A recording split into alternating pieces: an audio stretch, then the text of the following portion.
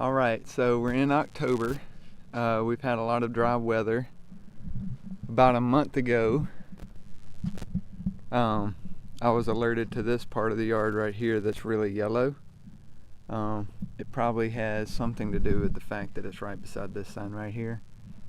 Just kidding. But no, this part of the yard is really, it's really struggling, and there's no obvious reason why. You know, I did just talk with the homeowner, and they had mentioned, you know, we put the zoysia down because zoysia was supposed to be good, and you know, I shared with her about how, you know, what you see up top is really a manifestation of what's underneath. Zoysia is good. It's not a problem of the grass 99.9% of the time. The problem is underneath. It's what people don't see that determines what you do see. So the soil, you know, people talk about water a lot, and I talk about water a lot, and yeah, so water, the reason why water is a big deal, the way it affects the leaves is if you don't have water for the roots, then like the leaves aren't going to look pretty up top. There's going to be a less buffer zone of like, you got to get the water perfect if your soil is not right, whereas if you have better soil, better watering, then the grass up top is going to do better. This is actually right down the road from where I did a video about a month ago on construction sites and how what's underneath the grass, the soil, you get these hot spots like right here, by the way.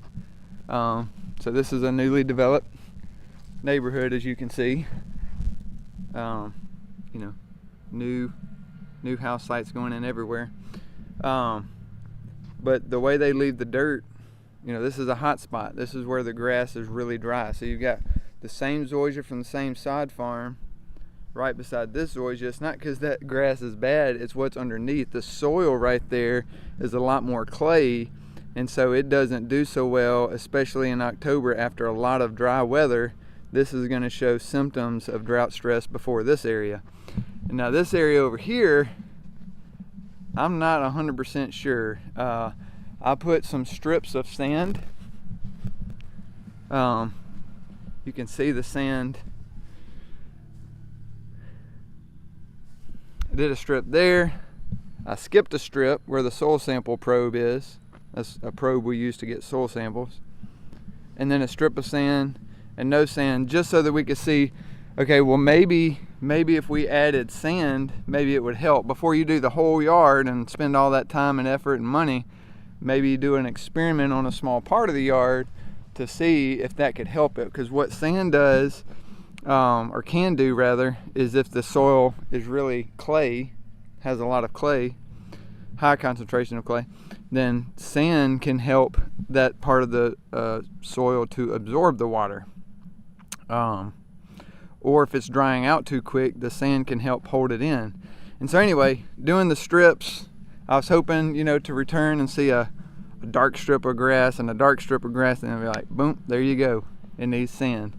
But that's not happened, so now we're having to resort to plan B, which is to take some soil samples and see if we have a pH problem in these soils, see if there's some major nutrient such as potassium or phosphorus that's lacking. It could even be a micronutrient that's not typical, but you just never know till you do a sample and find out. And so that's what we're going to do today.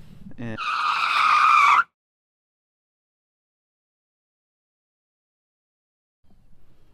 all right, that is clay soil from these. I know it kind of looks like maybe something else, but it's not. It's clay. So this part of the yard, I took soil samples. Red clay.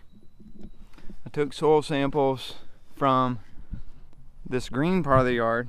I'll talk about that here in just a second. But the green part of the yard, brown, good. It's got some organic matter in there. It's not just red clay. You can see the difference. It wasn't just once. It was twice. It was so small, like the ground is still, it's still drought stress. I couldn't even get the soil probe all the way in the ground to get more than an inch or two. You should be able to get at least 3 or 4 inches when taking a sample with a stainless steel metal probe, but it's so dry right now that that's all I could get. This area, I literally could not get the probe in the ground. You can put this thing in the ground and put all your weight into it, and it's just, it doesn't get anything. It's hard. So my hypothesis was correct. Really hard clay, really drought stressed. Green grass, much better soil. Light green grass, red soil. Why did the sand not work? I think it just hadn't had enough time to work its way into the clay.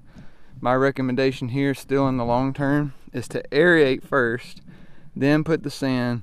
Over time, let the sand and the clay mix together, and I feel pretty confident that in the years to come, you're going to get to see a follow-up video where this part of the yard is no longer yellowed like this.